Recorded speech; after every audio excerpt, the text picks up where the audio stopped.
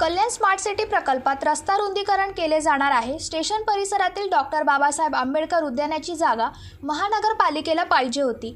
आपण जनतेच्या वतीने मागणी केली होती। उद्यानात डॉक्टर बाबासाहेब आंबेडकर यांचा पुतळा आहे, ती जागा कमी होत चालली आहे।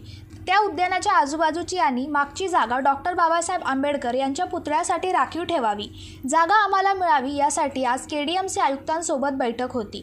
या संदर्भातील लवादाचा निकाल येईल, त्यानंतर ती जागा डॉक्टर बाबासाहेब आंबेडकर यांच्या स्मारकासाठी दिली जाईल, असे आश्वासन केडीएमसी आयुक्त अभिनव गोयल व अशी माहिती शिवसेना आमदार विश्वनाथ भोईर यांनी दिली आहे।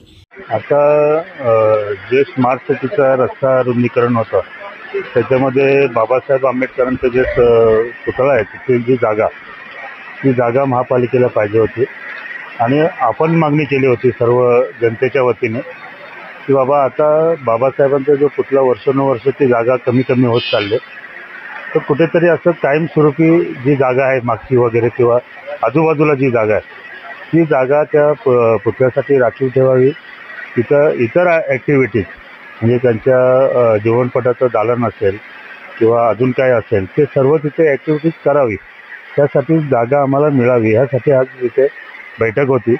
आणि त्या बैठकीमध्ये असा निर्णय झालेला आहे की ज्यावेळेस ते आर्बिट्रेशनचा निकाल येईल, साधारणतः 6 जूनला ती तारीख आहे, त्या तारखेला किंवा पुढच्या तारखेला, तर त्याच्यानंतर ती जागा आपल्या बाबासाहेबांच्या स्मारकासाठी, कारण आपण आता ते भव्य दिव्य बनवतो, त्याच्यासाठी ती जागा देण्यात येईल असं आश्वासन माननीय आयुक्तांनी आपल्याला दिलेलं आहे। ब्युरो रिपोर्ट, जनशक्ती, कल्याण।